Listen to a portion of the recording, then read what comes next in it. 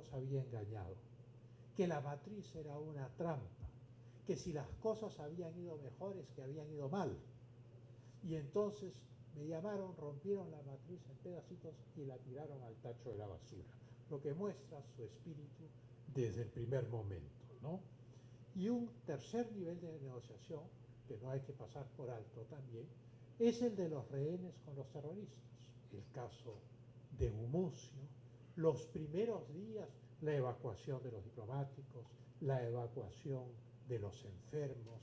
O sea, yo hice muchísimas gestiones, logré sacar a todos los embajadores. Debo decir que el embajador Valdés debió haber sido evacuado, pero el embajador Valdés, y esto es una cosa desconocida, al igual que el padre Juan Julio Witch, decidió quedarse porque sintió que era su deber quedarse.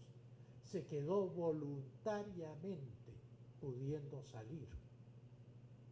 Su obligación era quedarse ahí en su conciencia. Y eso dice mucho de él. Y entonces esta negociación fue compleja. Me acuerdo que negocié la salida del embajador Jorge Morelli, el padre del periodista Jorge Morelli, y una vez que estuvo fuera de la embajada, yo le dije a Néstor Serpa Cartolini, le dije, ¿sabe usted a quién ha liberado? No, me dijo, bueno, el embajador Morelli es el padre del periodista Jorge Morelli, de Expreso. Entonces, claro, que era un diario que los atacaba mucho. Y entonces primero montó en cólera y me dijo, ¿cómo no me dijo usted? Y luego, la mente de la gente que vive en la clandestinidad constantemente me dijo, bueno, claro, es que ustedes son como nosotros, usted no me iba a decir. O sea, él pensaba que los políticos actuaban como los terroristas en un mecanismo secreto compartimentado. O sea que había enormes distorsiones en la psicología de esta gente. En fin, ese nivel diplomático de mediación entre los rehenes y los terroristas nos tocó a algunos hacerlo, y yo creo que es una experiencia extremadamente interesante en el plano psicológico. Permitió muchas liberaciones, pero también al final llevó al conflicto, porque hubo un cambio de planes que voy a describir ahora. Luego, el nivel militar, admirablemente descrito ahora por el general Williams, no tengo absolutamente nada que añadir, excepto, digamos, glosar sobre lo dicho por el general Williams sobre la guerra de cuarta generación y el futuro. El concepto de guerra de cuarta generación diseñado por William Lynch plantea que básicamente lo que vamos a vivir de ahora hacia el futuro son conflictos no convencionales, y que en la mayoría de los casos se van a pelear en las grandes ciudades. La crisis de la embajada japonesa es un sitio dentro de una gran ciudad que afecta a 10 millones de habitantes, que ocurre en el corazón de una gran ciudad. Hemos visto la reacción rápida después de esta experiencia en el caso del teatro de Moscú y en el caso de la escuela de Beslan de los rusos, criticados injustamente, creo yo, por su reacción rápida, porque era tal el número de rehenes que los fallecidos proporcionalmente a los rescatados no formaban, digamos, una cifra poco razonable desde el punto de vista militar. Pero la reacción rápida es porque no podían soportar la crisis política que esto implicaba por el transcurso del tiempo. Y eso dice mucho también de la población en el Perú, del gobierno y de la comunicación del gobierno con la población a través de los medios de comunicación, porque resistir una crisis nacional de esta envergadura durante 4 meses es una proeza de comunicación con el pueblo, porque una crisis de esa naturaleza produce un desgaste tremendo. Cuando la República saca lo de los túneles en su primera plana, no lo hace por el deber de informar, lo hace como opositor para precipitar la crisis. El desenlace pudo haber sido la ejecución ese mismo día de varios de nosotros. Y entonces, seamos conscientes que también hubo un nivel de lucha mediática muy fuerte y una muy buena comunicación del gobierno con la población para neutralizar una oposición que era feroz. Nosotros escuchábamos la radio. Cuando se cortó el grupo electrógeno, todos los terroristas nos repartieron radios de transistores. Habían llevado un stock de radios de transistores. Entonces, nosotros sabíamos todo lo que pasaba afuera. En realidad, la gente de afuera nunca imaginó que nosotros mediáticamente no estábamos aislados. Escuchábamos todo lo que decía cada uno. Había gente que pedía nuestra muerte en las radios. Había de todo. Y entonces fue una gigantesca batalla mediática y eso está dentro del nivel político. El nivel militar, la preparación, el diseño, la ejecución del plan, la construcción de la infraestructura, la logística, ha sido magníficamente descrita por el general Williams. Tal vez todos nosotros hemos pasado por alto la guerra mediática. O sea, la importancia que esta dimensión tuvo a nivel nacional para resistir una crisis de 4 meses. No una crisis de 3 días o una crisis de 10 días. Cuando vemos la manera como crisis similares, sea la toma de la embajada iraní en Londres, que fue resuelta en 2 días por el SAS británico, sea la crisis de la toma del teatro en Moscú, sea la crisis de la escuela en Beslan, ambos casos de toma por terroristas chechenos islamistas. En todos esos casos se busca la resolución rápida, muy rápida, para tratar de minimizar los efectos políticos dentro de la sociedad. La guerra de corta generación es la realidad. Cuando vemos lo que ocurre en Alepo, lo que ocurre en Mosul, donde los terroristas de ISIS retienen a la población civil para usar los escudos humanos, estamos viendo la guerra de cuarta generación. Y entonces los niveles del manejo de la crisis son muchísimos y tal vez sean más de los que hemos estudiado hasta ahora. O sea, si nos sentáramos a hacer un análisis exhaustivo, si formáramos un equipo militar académico y le dedicáramos 2 años a analizar realmente la totalidad de los niveles, encontraríamos una serie de factores que son muy importantes. Naturalmente, eso en cuanto a los niveles. En cuanto a las fases de la crisis, bueno, empieza con la captura, a los 2 días la organización de los rehenes, la limpieza del lugar donde estábamos, el inicio de hacer ejercicios físicos para estar en buenas condiciones en caso de que se produzca una operación militar, para combatir el desánimo, para no permitir la depresión, para tener fuerzas espirituales, para enfrentarse a lo que sea que viniese, la búsqueda de inteligencia, intuitivamente al principio, eran 17, eran 14, no sabíamos. Yo recuerdo que la primera madrugada yo llamé a Palacio, conseguí un celular, me escondí detrás de una cómoda e hice las primeras llamadas, no entraron, finalmente entró una llamada y hablé con el edecán del presidente. Fue una conversación muy corta porque claro, el edecán no podía saber si yo tenía un terrorista con una pistola en la nuca o no, pero por suerte no lo tenía. Pero la pregunta central que me hizo es ¿cuántos son? Y yo le dije, no sé. En ese momento pensábamos que eran 17. Yo dije, pueden ser 17. Y luego me habían dado como elemento de emergencia el número de teléfono del Servicio de Inteligencia Nacional. Y entonces llamé al Servicio de Inteligencia Nacional, terminada la conversación con Palacio, y repetí esto mismo a una secretaria que me tomó la llamada. O sea que, digamos, desde el primer momento todos estábamos buscando identificar a nuestro agresor.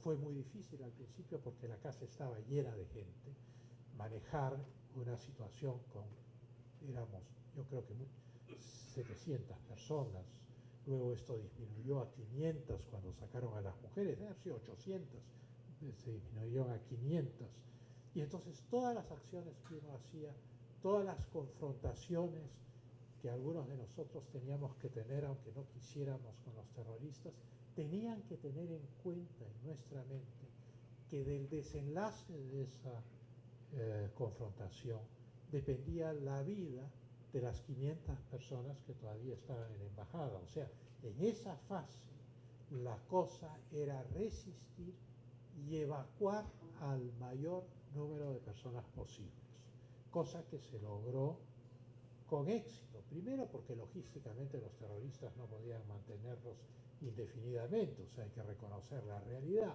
pero al principio también una labor lenta para ir, había gente que estaba enferma, había gente que no tenía nada que ver, había otros, uno de ellos un expresidente de la República, que a la distancia en la cual está el general Williams, de donde yo me encuentro, le dijo a Néstor Serpa Cartolini: yo no tengo nada que ver con toda esta gente, ¿eh? Yo estoy en la misma orilla del río que ustedes. Claro, logró ser liberado rápidamente y logró ser presidente de la República. Pero bueno, son cosas que uno tiene que ver, ¿no? Luego de esta rutina indispensable que nosotros construimos para mantenernos con energía y vida, también la rutina empezó a implicar a los terroristas, el tema del fulbito. El tema del fulbito inicialmente fue una iniciativa de los terroristas. Y luego tomamos la decisión, quienes conversábamos sobre esto, de detener el juego de los rehenes con los terroristas, porque era malo confraternizar con el enemigo. Esa fue la primera intención. Pero luego, naturalmente, nos dimos cuenta, y el almirante Jean Pietri se dio cuenta, que eso había creado una ventana de oportunidad. Y esa ventana de oportunidad sirvió al planeamiento externo. O sea, el grado, digamos, el destino nos confronta con una cantidad de variables que superan a la mente humana. Las variables además son dinámicas, van produciéndose día a día a medida que van ocurriendo las cosas.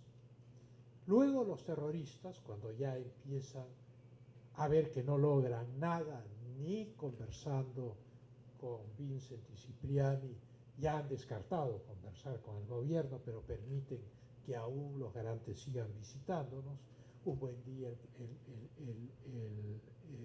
monseñor Cipriani, el obispo Cipriani, me dice: ya colapsó todo, no hay, yo estaba exhausto, estaba él muy enfermo, el estrés lo había golpeado, y entonces me dijo: yo ya no tiene sentido que yo vuelva, yo ya no voy a volver, pero vamos a hablarle a los rehenes para darles esperanza. Y ese fue un momento muy duro para mí, salir con él y decirle a los rehenes: no se preocupen, las cosas están marchando razonablemente bien, en fin, hay que tener esperanza, vamos a llegar a puerto, pero todo eso con un nudo en el estómago, ¿no? Pero había que hacerlo.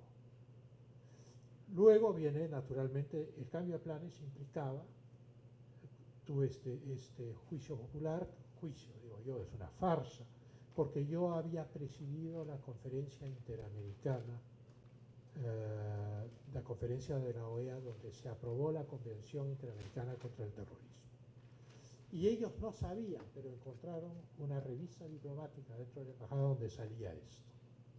Y entonces ese fue el pretexto para el juicio. En realidad, después de algunos meses de convivencia, necesitaban desinhibirse para poder matarme, que era, creo yo, que es lo que ha puesto el general Williams en su exposición, era lo que realmente buscaban, era romper la barrera psicológica. No voy a entrar en detalles sobre este juicio popular, pero trató sobre dos temas. Alguien les dijo, no sé quién, que yo había votado a favor de la ley de amnistía. Ese era el segundo favor, y efectivamente yo voté a favor de la ley de amnistía, no voté a favor de la ley Cantuta y Barrios Altos, me opuse a esas dos leyes. Pero consideré la ley de amnistía como ley de punto final en muchos países del mundo, era una cosa conveniente y mi argumento en el Pleno del Congreso fue muy simple.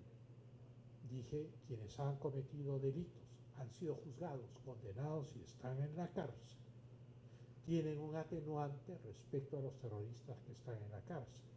Esto es, han delinquido por miedo, por temor, por una situación crítica, defendiendo a la sociedad, mientras que los terroristas han matado, han puesto bombas, han agredido a la sociedad, no defendiéndola, sino buscando su destrucción. Y esa diferencia cualitativa, dije yo en el Congreso, me lleva a apoyar esta ley. Lo digo sin ningún reparo. Hay gente que me ha criticado esto, yo mantengo mi posición. Pero bueno, eso no es el tema. El tema es que esos fueron los dos temas del juicio popular. Pero al término del juicio popular, donde no obtuvieron de mí las respuestas que buscaban, esto es el arrepentimiento, la confesión de culpabilidad, lo que buscan ellos, Serpa Cartolini cerró la revista y dijo, bueno, es usted inocente. Yo casi me río, ¿no? Pero mi primera reacción fue decirles, tuve mucho miedo. Tuve más miedo que en la captura y más miedo que en el rescate. Ese fue para mí el peor momento de toda la crisis. Terminado esto, cerró la revista y le pregunté, y bueno, ¿y qué van a hacer ustedes hasta ahora? Nos vamos a quedar hasta julio. Serio, no era una broma, él y el árabe. Y entonces ahí yo comprendí que ellos lo que querían llegar era al 28 de julio. El 28 de julio se reúne el presidente de la República con el Congreso, con la Corte Suprema, con el Tribunal Constitucional en este recinto que está acá a una cuadra, y ahí iban a empezar las ejecuciones. El impacto de eso sobre el tejido político del país iba a ser como tirar la bomba de Hiroshima. Iba a ser arrasador. A los pocos días, Michel Mini, el jefe de la Cruz Roja, se me acercó y me dijo, tienen ustedes que pedir ropa de invierno. Efectivamente ya había un airecillo frío porque ya estábamos en abril. Y yo le dije, ¿y por qué ropa de invierno? Bueno, es que los terroristas han pedido ropa de invierno y las reglas están establecidas de tal manera que no podemos darles ropa de invierno si no se la damos a los rehenes también. Y entonces yo le dije a Mini, sobre mi cadáver le van a dar ropa de invierno a los terroristas, cosa que llevó a una discusión muy áspera con él, pero el hecho es que después conversé con el almirante Giampietri, con el general De Negri, con el embajador Valdés, y el acuerdo fue unánime de que no pediríamos ropa de invierno. Pero ya la situación se deterioraba rápidamente y si se les dejaba más tiempo, el desenlace iba a ser mucho peor. O sea, si ellos cambian de planes en un momento dado, cambian de planes o en los últimos días de marzo o ya ha entrado abril. Finalmente viene la crisis final, que es que en este cambio de planes transgreden el Acuerdo de Toronto, no dejan entrar a los médicos, liberan al gobierno peruano para que pueda utilizar la fuerza para resolver militarmente la crisis, que era lo que nosotros los rehenes queríamos. Cuando no dejaron entrar a los médicos, yo le dije a este grupo que tomábamos las decisiones, ha pasado esto, y lo que viene ahora es la operación militar. Fui al cuarto de los jueces, que los odiaban y los iban a matar de todas maneras, a decirles, tienen que ver ustedes cómo se atrincheran, porque hoy se ha cruzado la línea roja. No lo digo por la frase del presidente Obama, porque esto fue mucho antes, pero el término usado fue línea roja, y a partir de ahora lo único que queda es el rescate militar. No queda ninguna otra opción. Cosa que fue así pocos días después, ¿no? Luego vino el rescate, el heroísmo de Valera, quien yo no comprendí, porque para que no me mate el encargado de matarme, yo me cambié de cuarto, no me eché en el suelo, y cuando se produjo la detonación, justo debajo de la columna donde yo estaba parado, dicho sea de paso general, no sentí la detonación. Tenía tal nivel de adrenalina que yo no sentí que se movía nada. simplemente vi que se abría la puerta. Claro, era la onda expansiva que abría la puerta metálica delante mío. Habían tres rehenes, el señor Ayrton, que está acá, Mendoza y Pando, que estaban sentados ahí, que no sabían qué hacer, porque estaban en el aire, me estaban mirando con la puerta abierta, el espacio abierto atrás de ellos, entonces salieron gateando, yo me tiré a la terraza. Y al llegar a la mitad de la terraza, empieza la progresión de los tres primeros comandos. Y el segundo de ellos, yo no conocía a Valer, pero sospecho que debe haber sido Valer, hace un gesto como para acercarse a mí. Pero lo que yo pienso es que el tipo que me está disparando lo va a matar. Y lo que pienso es que los comandos deben llegar a la puerta porque van a matar a mis compañeros. Y entonces yo le hago así y le hago así. Pero en realidad lo que Valer quería hacer era sacarme de la línea de fuego del terrorista. Y eso es lo que yo no comprendí. Probablemente la granada fue muy pronto, o sea que sí me hubiera quedado con mis 60 esquirlas, pero me hubiera ahorrado el balazo si hubiera comprendido. No tenía modo de comprender en medio de esa situación. Y bueno, lo demás es historia. Pasé 2 veces por el quirófano, visité a los comandos heridos porque estábamos todos en el mismo hospital y también visité a los chicos que se rehabilitaban de la guerra del CENEPA. Y creo que todo canciller debería ver las consecuencias de la guerra para comprender cuál es su deber frente a una crisis extrema. Pero fue extremadamente, digamos, estos son los niveles y cómo se desarrolló la situación interna dentro de la embajada. Muchas gracias.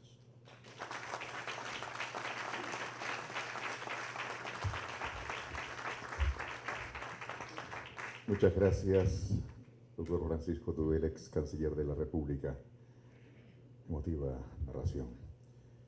Estamos agradeciendo la presencia del señor embajador que ha pedido excusas para retirarse. Gracias, señor embajador del Japón en nuestro país.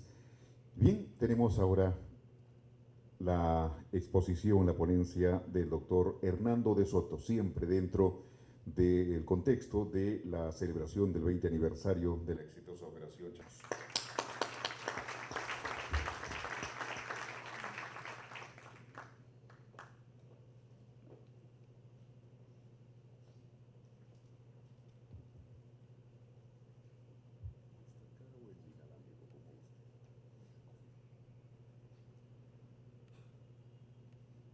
Disculpen, he perdido un poco de peso, entonces tengo que cerrar la correa un poquito más ajustado con cierto orgullo, pero nada comparado al orgullo de estar con ustedes.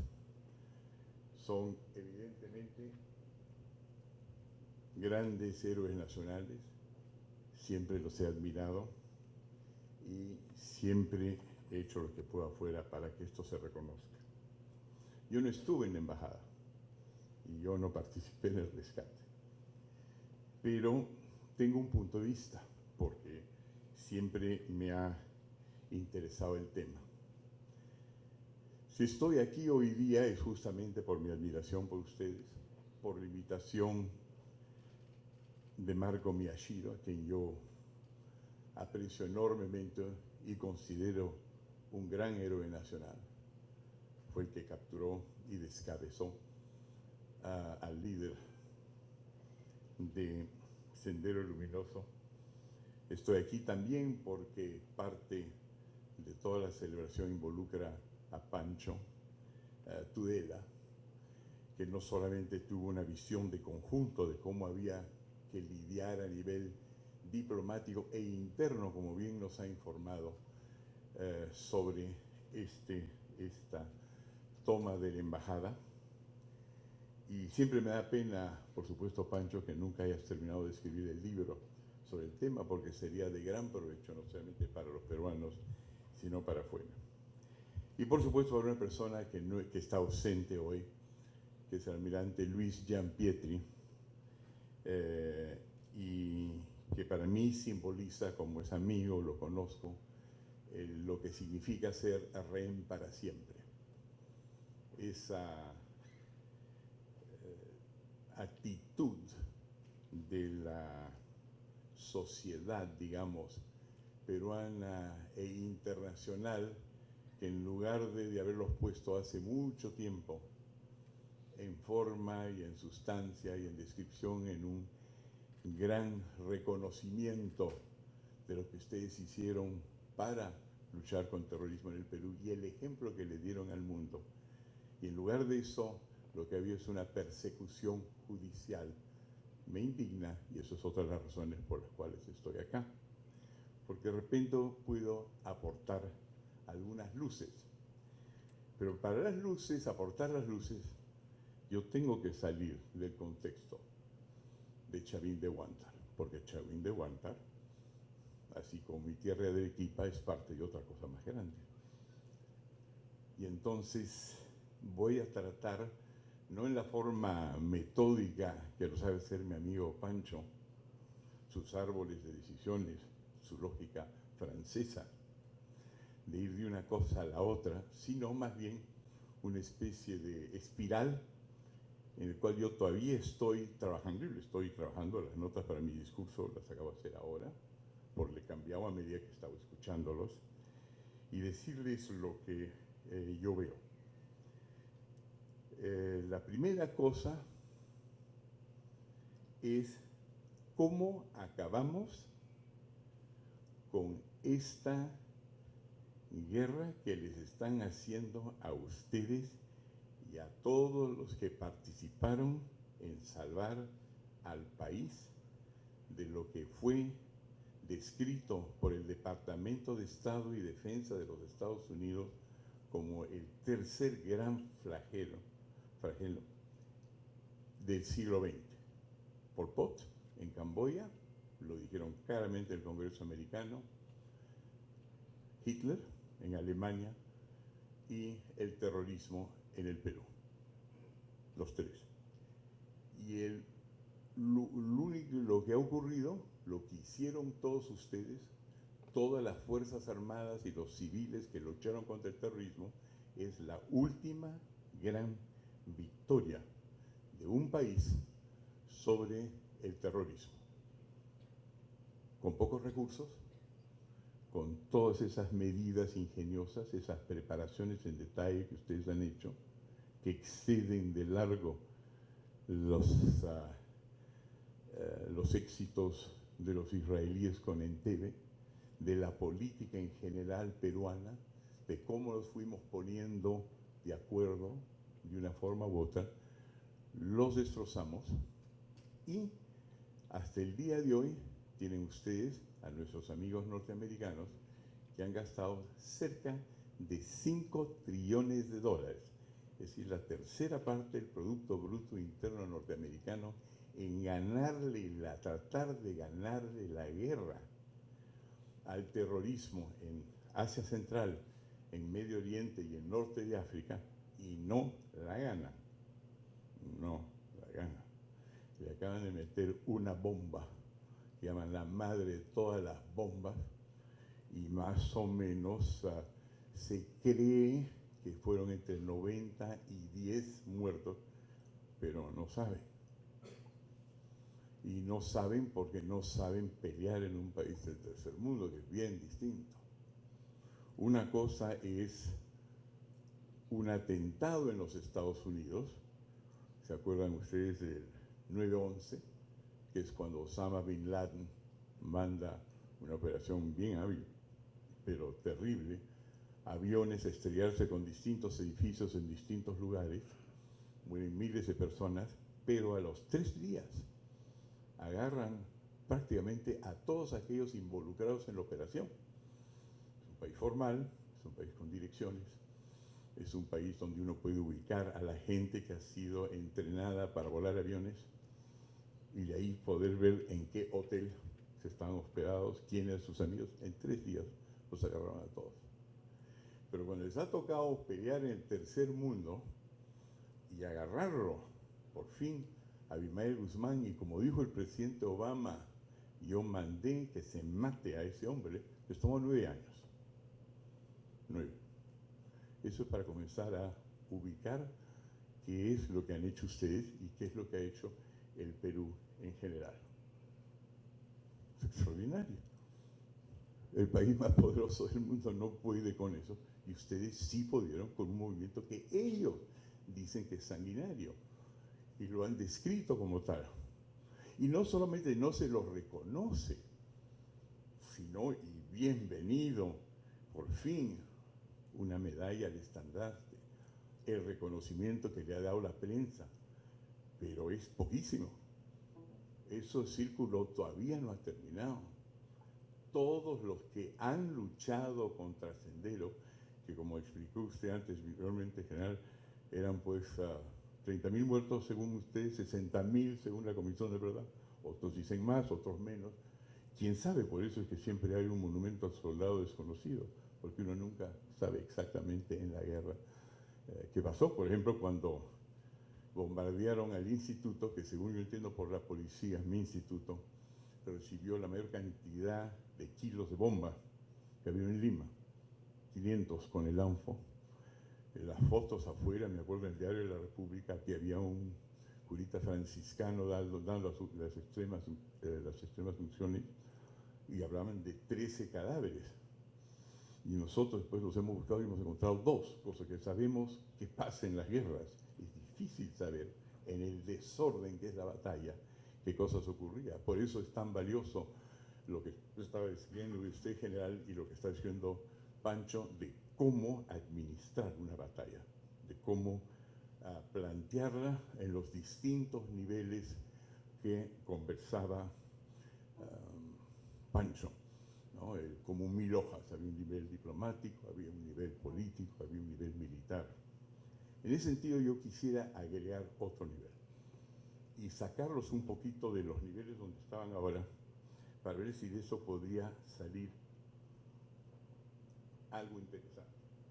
Y se refleja en la propuesta de Pancho, es decir, ¿qué pasaría si algún día nos reunimos y todos los que sabemos algo de cómo fue esa guerra, la comenzamos, digamos, a dar vueltas y ver qué hubiese pasado si no hubiese ocurrido tal cosa, qué hubiese pasado si se hubiese ocurrido tal otra cosa, y en qué contexto desarrolló todo esto para que el país finalmente encuentre su paz, que incluye el hecho que dejen de judicializarlos. Y eso no pasa por el camino del derecho, sino pasa por el camino de la política. ¿Por qué hay países que no han tenido el éxito que nosotros hemos tenido, que vencen al terrorismo y los ejecutan, mientras que nosotros los hemos encarcelado? ¿Qué hace que no se cierra esta guerra? A eso me quiero dirigir, porque si eso no ocurre, no sabemos la verdad. Y la verdad es esencial para que las cosas no se repitan, no en forma exacta, pero no se repitan en el sentido de que también tengamos una fuerza armada, tengamos civiles, tengamos sistemas de autodefensa de los campesinos que estén de nuevo dispuestos a arriesgar su vida para su país, pero no dispuestos pues a que los sigan persiguiendo durante 30 años más, injustamente, y reconociéndoles con las justas, en una movida política, dicho eso, brillante, ¿no?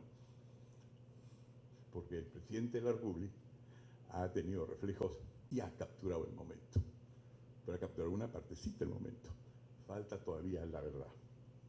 Entonces, yo les quiero decir que la verdadera batalla se va a ganar cuando en el exterior se sepa que ustedes han luchado no solamente una guerra de envergadura, sino que fue hecha defendiendo a la democracia. Y por eso me voy a dirigir al golpe de Estado del 5 de abril. Porque cuando uno internacionalmente lucha para defender un régimen llamado totalitario o dictatorial, la parte contraria, el terrorista, puede acudir a una imagen que ya no se usa mucho la palabra, pero existe, que se llama de beligerante. Es decir, están luchando contra una dictadura. Entonces, cuando se ha luchado con una dictadura, no se cierra. Pero si ha estado luchando para una democracia, la cosa cambia, porque está luchando a favor de un pueblo que ha elegido a su presidente, ha elegido a sus representantes. Entonces yo voy a entrar al 5 de abril y voy a seguir hilvanando. Ahora, antes de que ustedes comiencen a pensar demasiado mal de mí, ¿dónde está yendo este pata? ¿Dónde está yendo este tipo? ¿Dónde está este semiterrorista? Le voy a enseñar de que esa batalla ya lo hemos comenzado en el ILD y que estamos teniendo cierto éxito, para que lo que yo diga ahora lo comiencen a tomar con una actitud positiva. Le he pedido a mi colega Gustavo Marini que me ponga unas cuantas imágenes. Lo que ustedes han hecho, en cualquier orden, Gustavo. Ok. Ahí está Ben Scowcroft, el presidente del National Security Council, hoy día es un señor McMaster, que dirige todas las políticas de seguridad de los Estados Unidos, el cual se le informaba de cómo se iba a luchar contra el terrorismo en el Perú, cuáles eran los marcos. Habíamos inclusive puesto en vigor una ley que tenía que ver sobre los derechos humanos. Ahí ven ustedes al presidente Fujimori, Bush y a la izquierda yo, porque esa política la hicimos en el ILD. Siguiente imagen, cualquier orden. Primera página del diario más leído del mundo, se llama Wall Street Journal. La mitad de la cara es ISIS, el Estado Islámico. La otra mitad de la cara es un senderista. Y en 3 páginas es la historia dada en el Wall Street Journal. 3 páginas. Circulación 4 millones de los Estados Unidos, diario más grande de los Estados Unidos, y repetida en 6 países, de cómo ustedes ganaron la guerra. Y por qué esto puede ser útil para ganarle la guerra al Estado Islámico. Porque 5 trillones de dólares y no la ganan, y ustedes sin ni siquiera los 15.000 millones de dólares que recibieron los colombianos de los Estados Unidos la ganaron, tiempo que nos lo comiencen a observar. Y lo publicaron porque hay lectores para eso. Gustavo, he hecho ya 2 ponencias en pleno en el Congreso de los Estados Unidos. Ese es el presidente hasta el día de hoy de la Comisión de Relaciones Exteriores y Madeleine Albright, diciendo que lo que ustedes hicieron es un gran acto heroico y que debe ser imitado en sus guerras por Medio Oriente, porque aquí en el Perú sí comprendemos de qué se trata. El detalle fino, psicológico, como dijo Pancho, que significa manejar una guerra. Cómo hay que tratar al enemigo, cómo hay que tratar a la prensa, cómo hay que comunicar hacia adentro, cómo hay que comunicar hacia afuera. Y una cosa, no se va a repetir 2 veces, cómo hacerlo en el caso de Pancho Tudela, que va a creer que le estoy dando una sobada espantosa, pero con dignidad. No se puso de rodillas en ningún momento. Yo me acuerdo, yo he visto todas las películas, y lo hizo.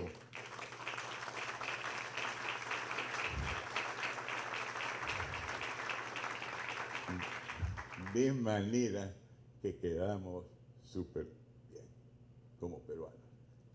Ningún momento recomendó, oye, vámonos a Cuba. Sentémonos con narcotraficantes, conversemos un poco, ahí, hasta la muerte si fuera necesario. Y aprovecho con el general Miyashita. Pucha, entró, lo capturó. Yo no he visto una cosa así con Osama Bin Laden. Lo capturó, vivito, y lo puso en la cárcel. Y cada vez que se le pregunta cómo hizo la cosa, dice, bueno, éramos un equipo de 15 buenos hombres de un aparato de la GEIN que teníamos 80 personas, éramos militares, éramos policías, coordinamos con inteligencia naval y desaparece Miyashita. Otro aplauso, por favor.